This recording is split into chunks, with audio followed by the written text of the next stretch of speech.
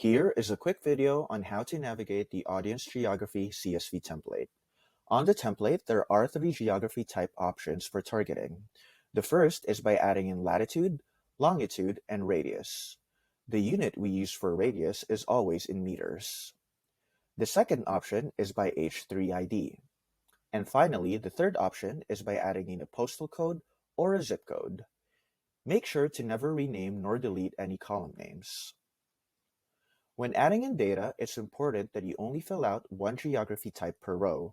So for example, if you want to use a latitude, longitude, and radius, just fill out those sections and leave the other columns empty for that particular row.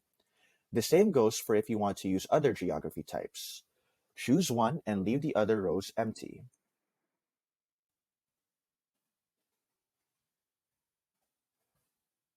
It is possible to mix and match the targeting types within one document. However, only fill in one type per row. So for example, after choosing in your select postal codes, you can add in other locations with their lat, long, and radius. Common errors to avoid are the following. The latitude and longitude are switched, or you forgot to input a radius. Other errors are adding in postal codes or zip codes that have been typed out wrong. Make sure that the characters you use are accurate. Some might type out a 0 as a letter O, or vice versa. Adding in non-existent postal codes and zip codes are also a common error. Once you're happy with your selection, upload the CSV on either inclusions or exclusions on step 3B under creating a custom audience on the RainBarrel app. If the app is not accepting the file or the audience is not being generated, that means there might be an error on the CSV.